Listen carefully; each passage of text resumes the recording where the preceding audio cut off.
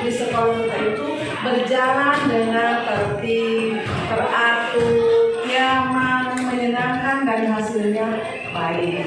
Nah, coba kita mulai membuat kesepakatan kelas.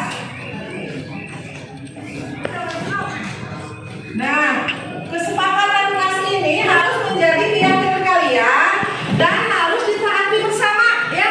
Nah, mari kita diskusi apa saja yang harus kita laksanakan agar pelaksanaan pembelajaran di kelas kita itu berjalan dengan tertib, aman, lancar, teratur, menyenangkan dan hasilnya juga memuaskan. Ya, coba menurut kamu yang pertama jadi kesepakatan kita apa?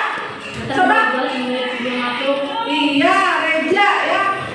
Misalnya pagi-pagi kita harus sudah ada di sekolah, maksimal itu datang ke sekolah 15 menit sebelum pelajaran dimulai ya. Oke, bagus. Ajukan tangan ya. Yang kedua apa? Coba teman-teman. Apa? Kesepakatan kita yang kedua apa tadi? David, apa tadi? David? Piket kelas. Berdoa. Ya. Berdoa sebelum belajar. Betul.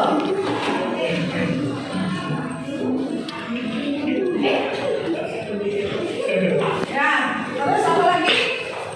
Boleh bersama-sama semua boleh berpendapat ya.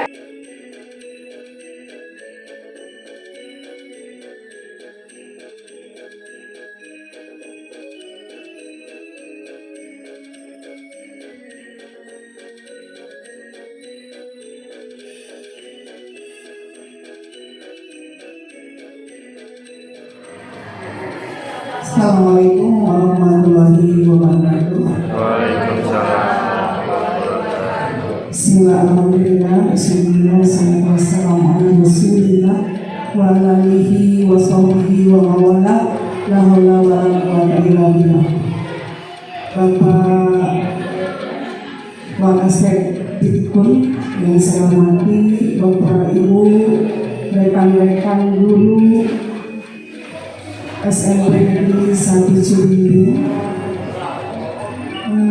yang saya hormati dan cintai. Pada kesempatan ini mari kita panjatkan puja dan puji syukur kehadirat Allah Subhanahu wa Ta'ala yang mana atas limpahan rahmat dan karunia-Nya kita semua dapat berkumpul bersama di dalam majelis yang sangat mulia ini, di mana kita akan melakukan diskusi sharing tentang budaya positif. Pertama sekali saya ucapkan juga terima kasih kepada pihak sekolah yang dalam hal ini disampaikan oleh Bapak Direktur ya, sebagai wakil dari sekolah yang telah memberikan dukungan memberikan seluas-luasnya bagi saya untuk melakukan kegiatan-kegiatan dalam rangkaian pelatihan pendidikan guru penggerak. Juga saya ucapkan terima kasih kepada Bapak Ibu yang telah hadir bersama di kesempatan pagi ini. Mudah-mudahan langkah dan tindakan Bapak Ibu itu menjadi sebuah kekuatan dan juga mendapat pahala Allah dari Allah Subhanahu wa Ta'ala. Amin. Bapak Ibu sekalian, mohon maaf bukan berarti saya di sini untuk paling ya, tapi ini adalah sebuah rangkaian yang harus saya tempuh dalam pendidikan calon guru penggerak. Dan saya diharuskan untuk berbagi sharing dengan Bapak Ibu dengan harapan apa-apa yang saya dapatkan bisa dimanfaatkan, bisa menjadi inspirasi bagi Bapak Ibu sekalian, dan akhirnya tujuannya ini untuk membangun budaya positif. Itu tentunya sekolah perlu lingkungan yang positif, aman dan nyaman bagi murid-muridnya, sehingga murid-murid kita bisa mampu berpikir, bisa tumbuh dan kembang seperti dengan merdeka, ya, bertindak, bercinta dengan merdeka, mandiri dan bertanggung jawab. Nah, salah satunya itu yang perlu kita tinjau ulang adalah mengenai penerapan disiplin.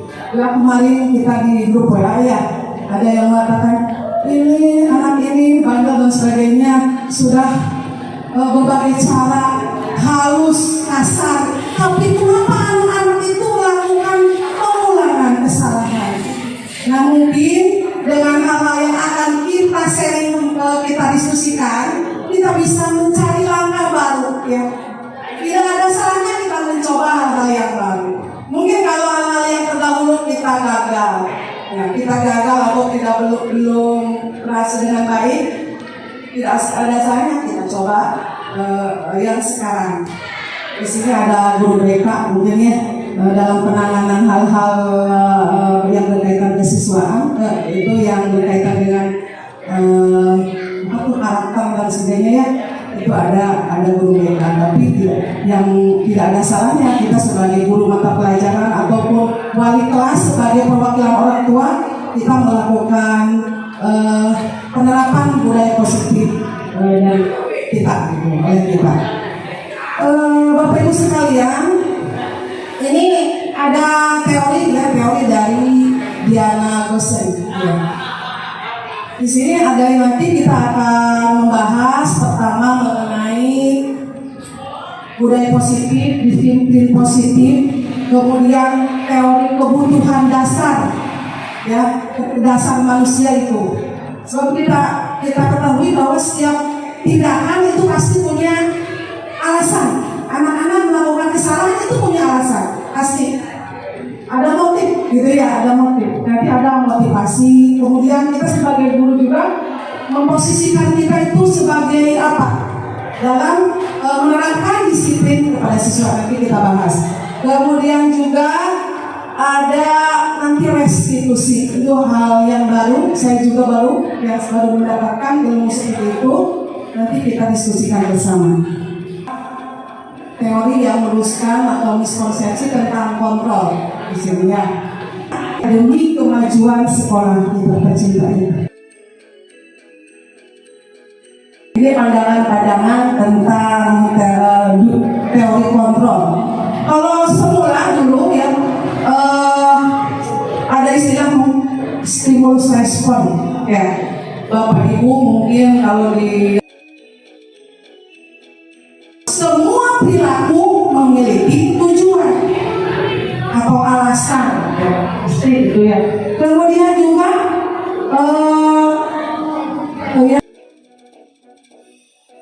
supaya kesananya kita punya mindset yang sama tentang murid kita, ya Bapak Ibu sekalian. Saya juga setelah mengikuti ini terbuka pikiran saya. Ketika sebelumnya saya menganggap murid seperti apa, sekarang saya punya pemahaman yang baru. Mudah-mudahan apa yang kita dapatkan nanti menjadi sebuah kemajuan yang baik ya bagi dunia pendidikan gitu ya.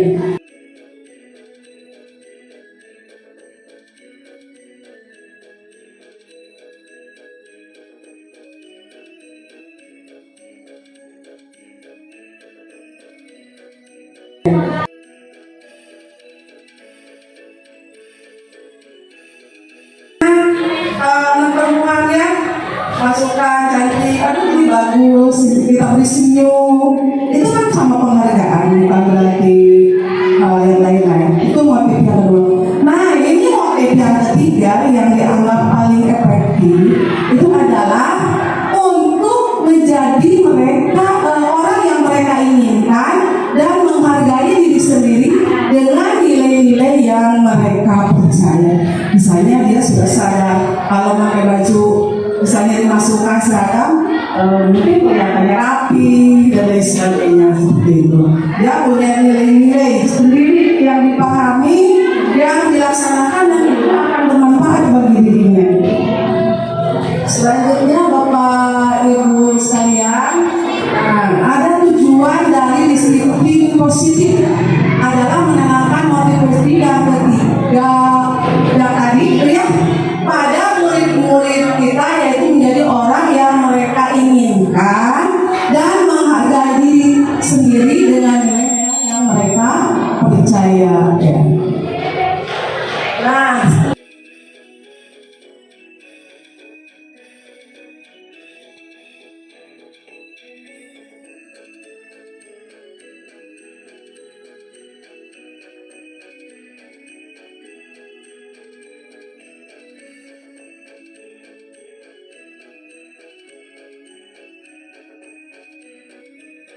nah ini di sini ada pemantau itu pasti ada dasarnya, ada peraturan. Yang melanggar ada konsekuensinya, ya. Tuh. Kemudian selanjutnya pertanyaan yang diajukan seorang pemantau itu biasanya peraturannya apa yang telah kamu lakukan. Nanti ada poin gitu ya, itu sebagai pemantau gitu ya. Ada catatan-catatannya, kalkulasinya. Kamu sudah berapa kali melanggar misalnya ya? Sudah ini, udah poinnya udah tinggi, harus diberi SP S1, SP2 dan seterusnya nanti dikeluarkan. Itu sebagai pemantau ya. Ini asalnya dari teori stimulus respon yang menunjukkan tanggung jawab guru dalam mengontrol murid.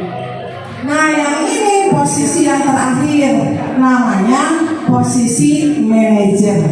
Nah manajer, namanya manajer di sini adalah posisi mentor di mana guru berbuat sesuatu bersama dengan murid di sini, mempersilahkan murid untuk mempertanggungjawabkan perilakunya, mendukung murid agar dapat menemukan solusi atas permasalahannya sendiri.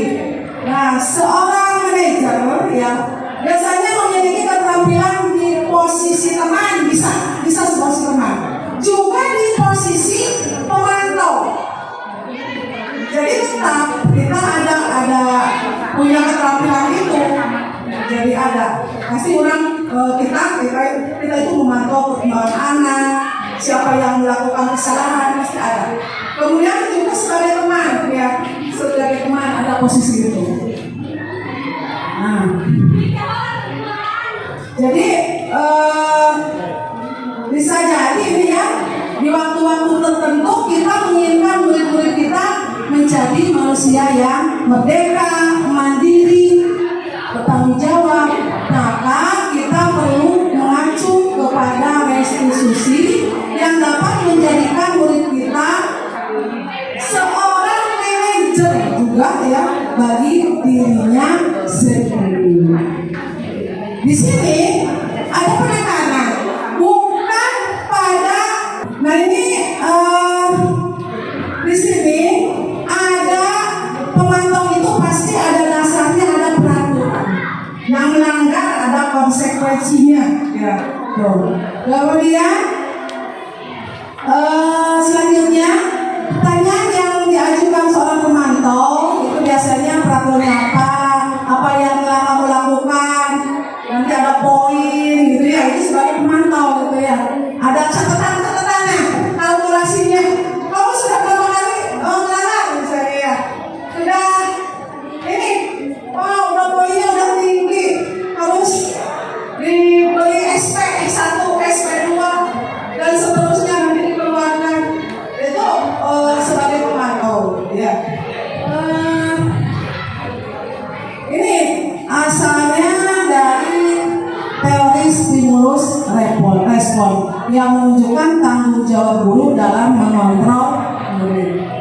Nah, yang ini posisi yang terakhir, namanya posisi manajer. Nah, manajer, namanya manajer di sini adalah posisi mentor di mana guru berbuat sesuatu bersama dengan murid di sini. Mempersilahkan murid untuk mempertanggungjawabkan perilakunya, mendukung murid agar dapat menemukan solusi atas permasalahannya sendiri. Nah, seorang manajer ya biasanya memiliki keterampilan di posisi teman, bisa posisi teman, juga di posisi pemantau. Jadi tetap kita ada punya keterampilan itu. Jadi ada pasti orang kita itu memantau perkembangan anak, siapa yang melakukan kesalahan pasti ada.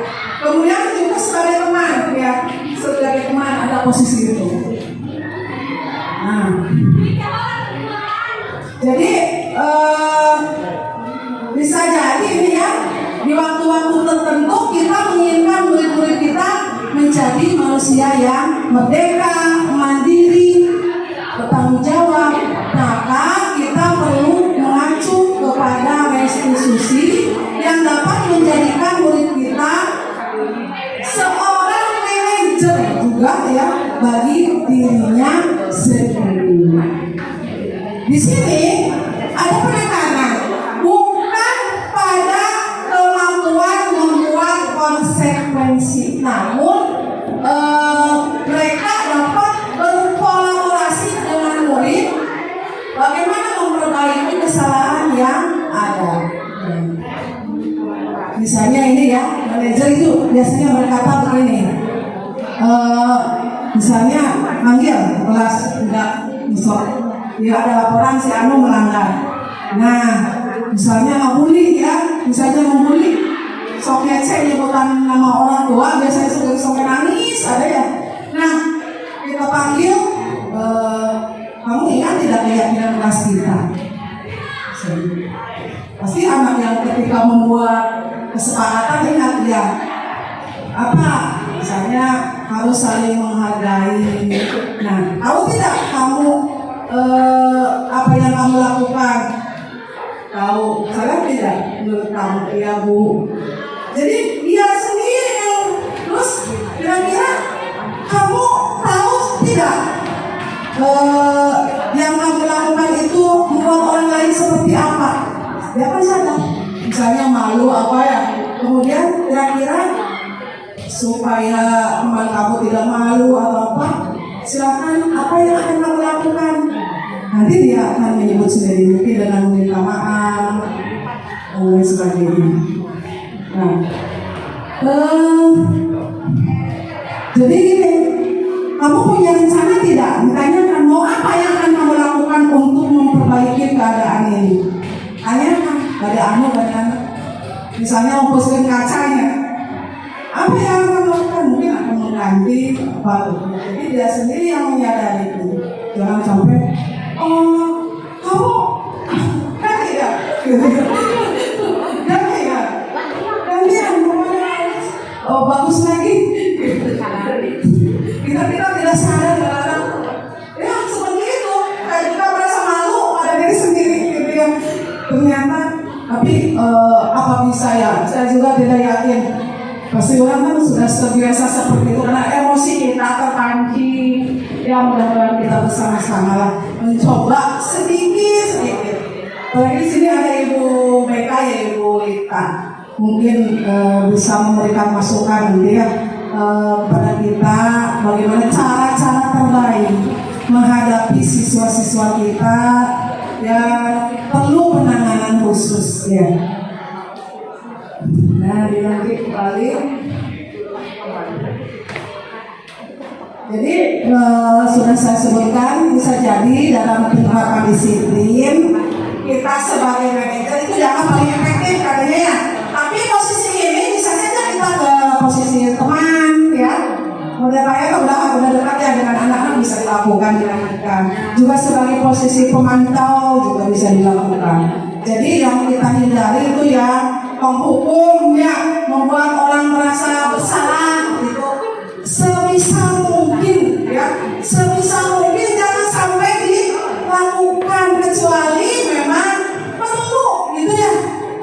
Memang bulan bandel bisa-bisa, tapi diupayakan jangan ada teori ini ya.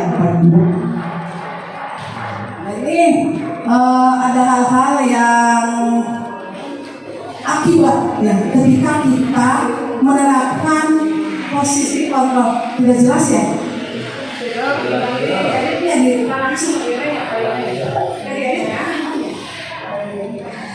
Bapak Ibu, bagaimana tanggapannya? Apakah ada? Ada. Saya sedikit kita buka mindset kita.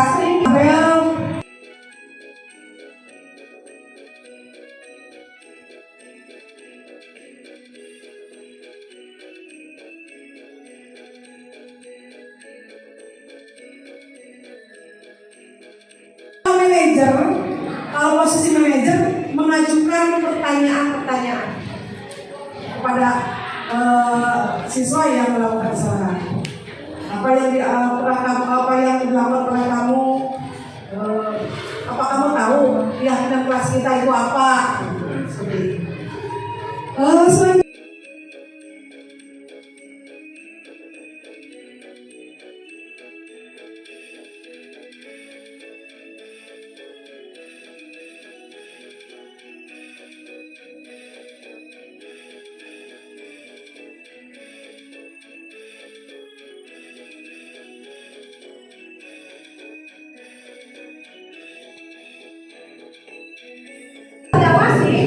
Anak akan cenderung melakukan sesuatu itu apabila dilihat oleh kita. Tapi ketika di luar pemantauan kita, anak seolah merasa bebas melakukan apapun yang mereka inginkan. Contohnya kan kita ketika di sekolah anak-anak kan penurut, apa ya? Tapi ketika sudah kita tidak memantaunya, itu anak-anak kadang-kadang ya berbuat seenaknya memantau. Hasilnya seperti itu. Kemudian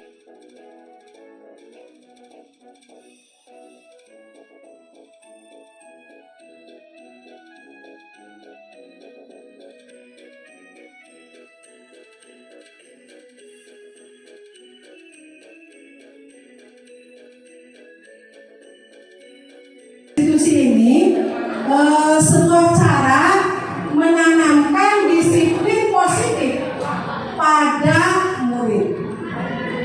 Nah, restitusi adalah proses menciptakan kondisi bagi murid untuk memperbaiki kesalahan mereka.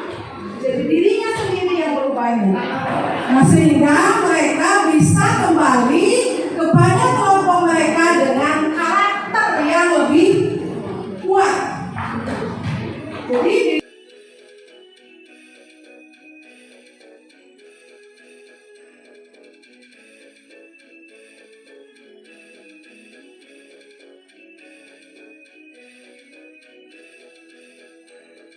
ciri-ciri restitusi. Restitusi itu bukan menebus kesalahan, bukan. Namun untuk belajar dari kesalahan. Bukan saya sudah salah, saya harus begini. Tapi belajar dari kesalahan. Kemudian berikutnya memperbaiki hubungan. memperbaiki hubungan misalnya tadinya ya tidak baik dengan teman-temannya itu bisa diperbaiki. Kemudian restitusi itu bukan paksaan tetapi tawaran kepada anak. Mau apa kamu untuk memperbaiki atau untuk memperbaiki kesalahan yang sudah kamu lakukan? Tawarkan, mau apa? Maunya apa? Gitu ya. Maunya seperti apa? Gitu ya. Kita tawarkan kepada mereka. Kemudian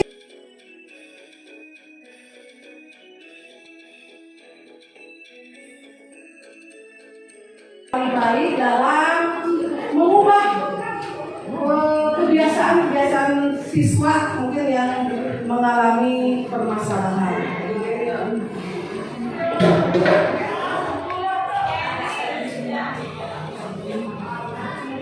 Fokus pada karakter bukan tindakan, karena karakter. Kemudian juga restitusi ini menguatkan.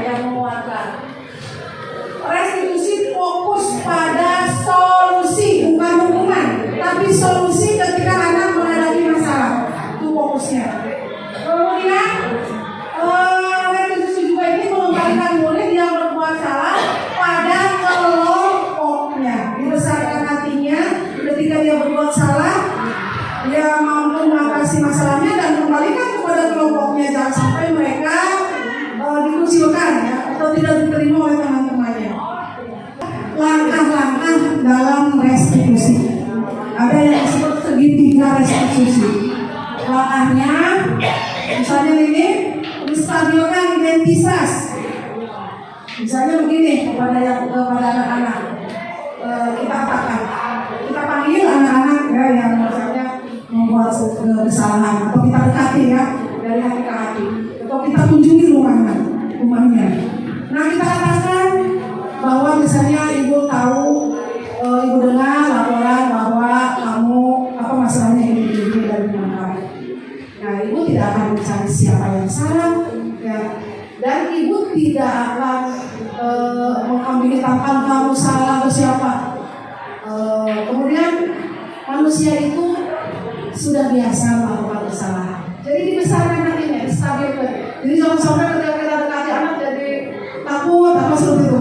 Jadi masalah kesalahan itu namanya juga manusia gitu ya. Sudah biasa berbuat salah, jadi jangan takut. Langsung didakwa. Ya. Jangan langsung didakwa itu. Jadi ayo pendekatan Bu Arti biasanya seperti itu. Yang sudah terbiasa ya, sebenarnya kita juga sudah melakukan hal tersebut. Tidak semuanya menghukum kita ya, tapi kadang-kadang kita suka kalau misalnya sudah merasa sering kita sebagai penghukum keluar atau sebagai pembuat merasa bersalah juga sering kali kita lakukan ya. Nah ini ada segitiga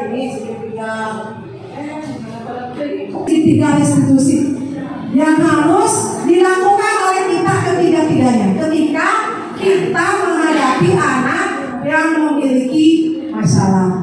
Misalnya ini validitas tindakan yang salah. Kita tanya, kamu tentunya punya alasan mengapa kamu melakukan hal itu. Pasti kamu punya alasan.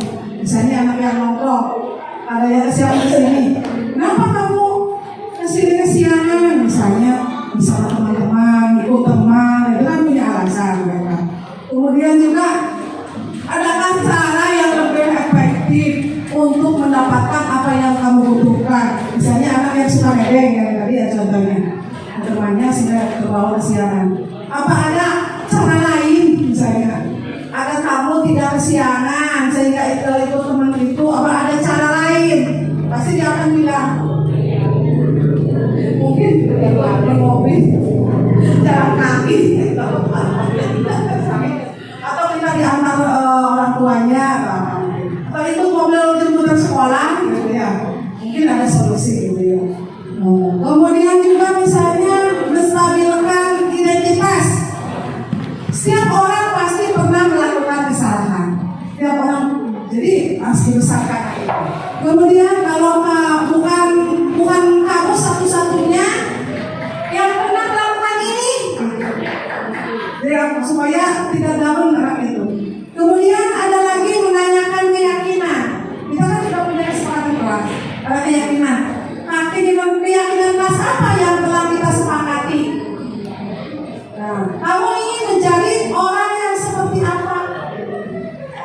itu ada contoh-contohnya Bapak Ibu ini panjang. Tapi ini kata-katanya. Kalau ini menstabil.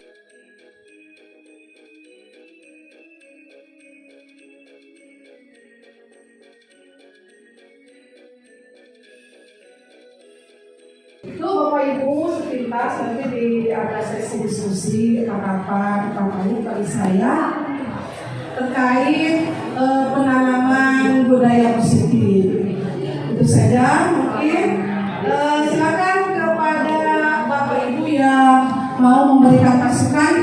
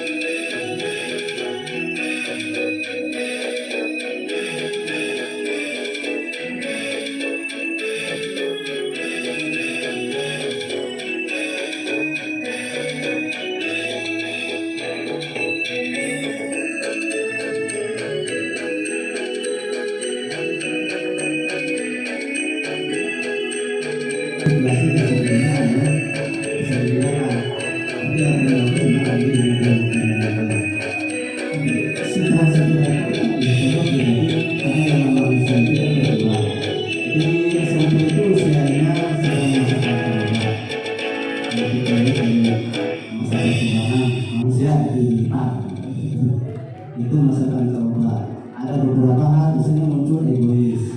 Nah, dari sikap egois itu kita tidak bisa serta merta dengan memberikan teori-teori yang tadi. Ini kedekatan-kedekatan jadi juga. Jadi intinya terima kasih atas pencerahannya. Mindset kita nanti ke depan kita mengantar sebenarnya kepada kita semua, kalau memang sebagai berbudaya positif yang diawali dulu dari kita dulu, ya, darilah tuladan bagi muridnya. Jadi dengan berbagai teori tanpa itu ya rasanya terima kasih. Assalamualaikum warahmatullahi wabarakatuh.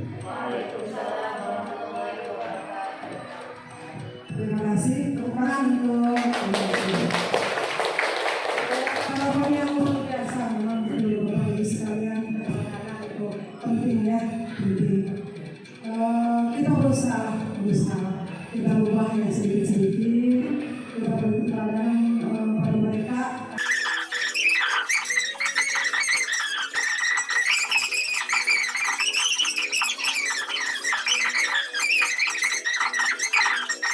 Pasti saya pun sama, pasti banyak hal yang kurang baik dari diri saya. Saya sudah merasa seperti itu Bapak Ibu sekalian. Tapi kita upayakan jangan sampai misalnya terlalu jauh kan kita misalnya negatifnya ya. Jadi alhamdulillah dengan hal seperti ini kita saling berbagi, saling mengingatkan Bapak Ibu semua.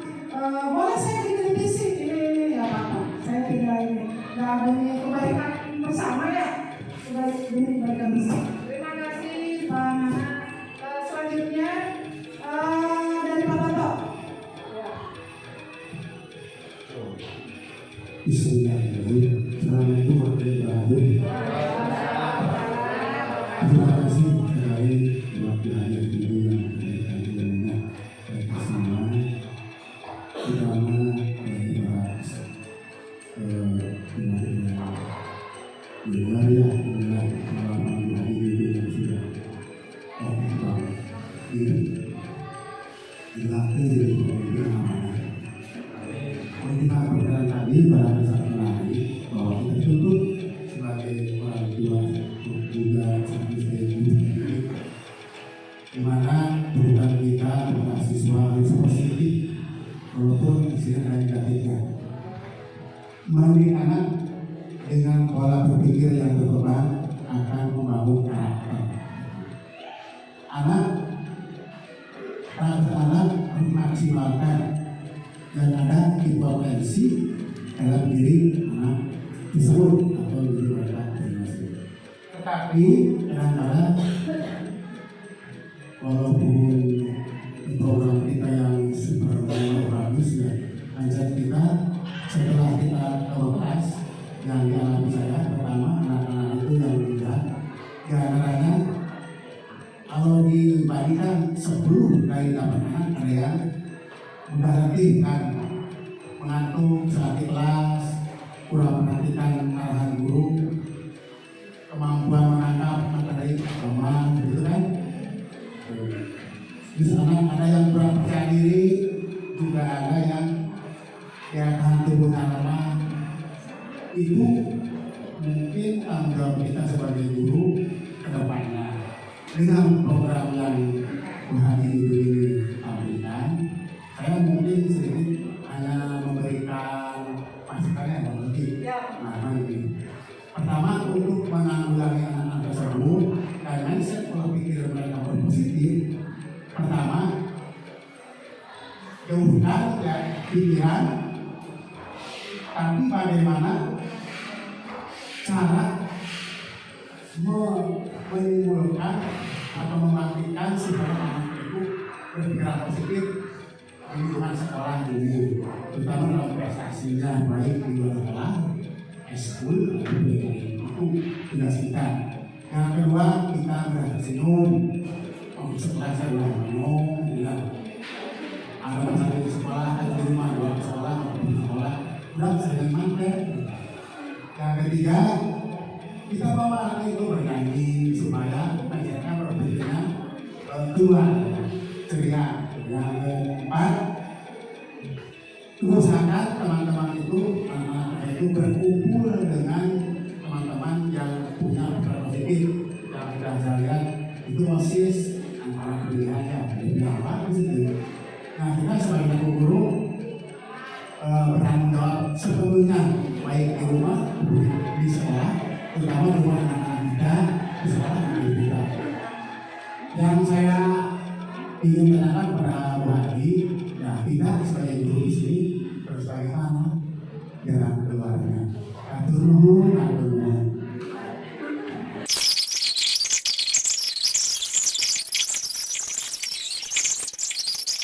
Diri kita apakah sudah maksimal melakukan tugas dan kewajiban kita sebagai guru atau begitu ya. Jadi kita bersama-sama sedikit-sedikit ya sedikit Pak Bapak leken pada ya leken ya. Tahu bosan, jangan bosan. terus ya, semangat. Kalau misalnya memang ada Imam juga ada naik ada turun, Pak Iman ada Pak Iman di sini. Naik ada turun. Ya kita dengan membangun komunitas seperti ini itu salah satu upaya agar kita menaikkan lagi motivasi kita.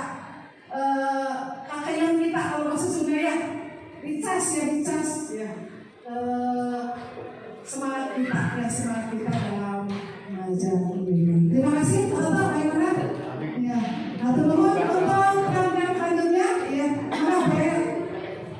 Maaf dong, saya hidup. Bismillahirrahmanirrahim. Assalamualaikum warahmatullahi wabarakatuh. Terima kasih atas waktunya kepada guru sebagai tutorial guru penggerak juga bapak-ibu sekalian.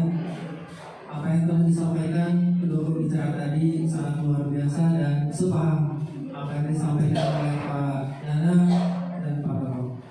Di sini saya bukan berarti sudah baik, bukan berarti untuk menggurui. Sekali lagi ini hanya merupakan sharing pendapat, baik secara pribadi, baik dari pengalaman ataupun dari hal-hal yang saya dapatkan.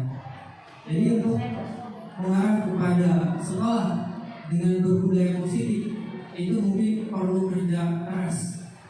Di sini barangkali saya menyampaikan perlu 3 hal untuk mengarah ke sana.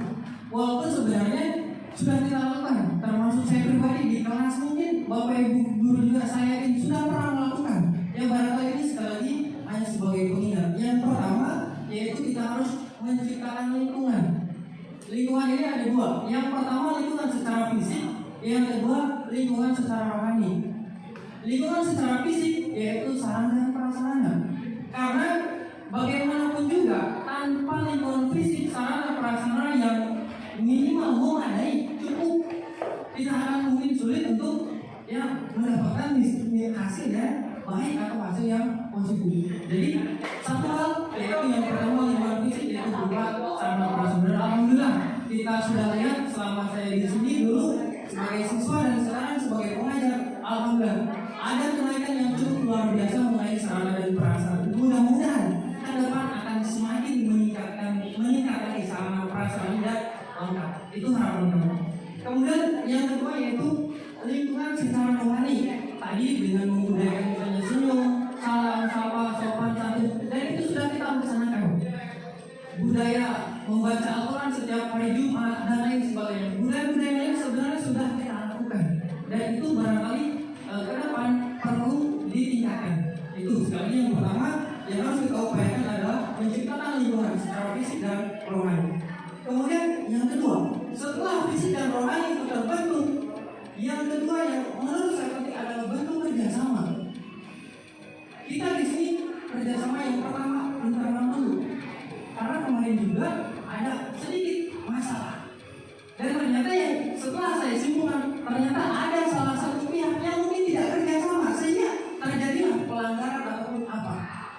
Jadi menurut saya mulai dari kepala sekolah, para wakasek, termasuk TU, termasuk guru, termasuk mandor, termasuk tatib, semuanya warga sekolah perlu kerjasama sehingga tidak ada celah, tidak ada tempat untuk melakukan. Kalau kita sudah kerjasama, sehingga pelanggaran-pelanggaran atau nilai-nilai budaya negatif bisa terminimalisir karena bentuk kerjasama tadi. Ketika kami sebagai guru sudah maksimal, tapi ada pihak lain yang tidak memaksimalkan, itu juga akan menghambat. Jadi sekali lagi kerjasama ini sangat diperlukan, terutama semua warga yang ada di SMP 1 Cibinong, mulai pucuk pimpinan sampai kasarnya semua anak yang ada di sini, tanpa kecuali. Yang kedua, ada bentuk kerjasama eksternal di luar sekolah. Kemarin kami mendengar berita, bahkan mungkin dari dulu, ketika anak coret-coret di Malahayu, mungkin kemarin ada yang di sarana olahraga, ada anak yang bentrok. Kenapa saya berpikir, kenapa kita tidak membuat MOU dengan pihak kepolisian lah mungkin? Polsek, termasuk tempat-tempat wisata, dan saya juga berpikir dengan Karang Taruna. Jadi ketika ada indikasi siswa yang melanggar di tempat wisata di mana kita ada komunikasi kerjasama minimal ketika di Malai, Karang Taruna Malai mungkin sudah bisa menemani. Barangkali seperti itu. Jadi kerjasamanya dari tadi di dalam semua warga sekolah, yang kedua secara di luar, yang mungkin dengan pihak wali murid, dengan tempat-tempat wisata, dengan desa Karang Taruna, dan bahkan mungkin dengan pihak-pihak keamanan, kepolisian dan lain sebagainya. Barangkali itu perlu kita tingkatkan menurut saya.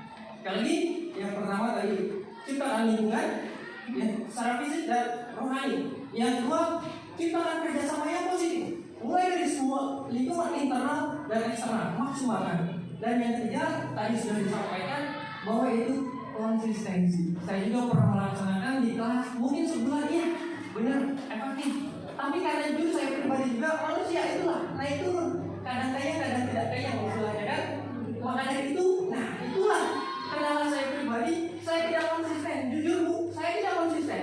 Sehingga apa yang sudah saya programkan, apa yang sudah saya rencanakan, ya mungkin di perjalanan semakin berkurang, ya semakin berkurang, semakin merosot. Karena apa? Jujur saya pribadi kurang konsisten. Mungkin dengan konsistensi lama-lama kita akan merasakan sehingga mencapai hasil yang maksimal. Sekali bukan sempurna, maksimal. Jadi ini hanya sebuah pendapat, sebuah saran, barangkali ini menjadi masukan untuk mengingat pribadi dan juga Bapak Ibu semuanya. Sekali lagi, 3 hal yang perlu kita ciptakan yaitu lingkungan yang positif, kerjasama yang positif, dan konsistensi. Terima kasih atas perhatiannya. Mohon maaf atas segala kekurangannya. Assalamualaikum warahmatullahi wabarakatuh. Terima kasih ya. Ini masukan yang luar biasa ya. Dari Pak Yaya yang sudah memberikan membina ekskul ya, memperbaiki lingkungan ya, membina anak-anak. Sebuah pengalaman yang sangat luar biasa dan itu kita gali kembali, kita tingkatkan. Kita sudah punya potensi yang sangat baik. Tinggal kita mensinergiskan ya. Tadi Pak Yaya mengatakan dari pucuk pimpinan sampai paling bawah, misalnya penjaga sekolah. Juga di Kemeren kita tidak hanya guru murid, ada juga pihak luar seperti kantin ya, pihak luar tapi di dalam ada. Itu harus sinergis. Kenapa? Ketika kita penegakan disiplin, ada yang kendor ya, ada kita sudah membangunnya, udah sepakat, ada yang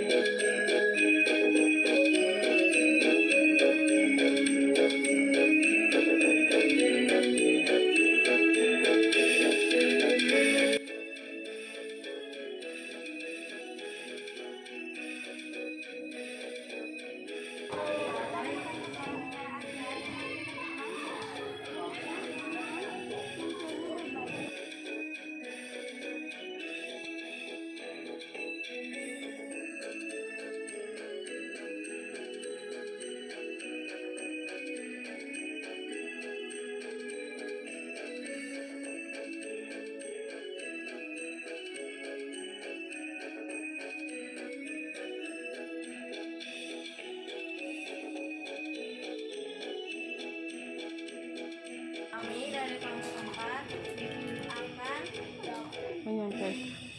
mempresentasikan tentang interaksi antar negara-negara ASEAN. Pengertian: Association of Southeast Asian Nations yang merupakan salah satu organisasi internasional yang bersifat kawasan atau region. Kebutuhan sosial, politik, ekonomi maupun bidang lainnya mendukung suatu negara untuk berperan aktif dengan melakukan kerjasama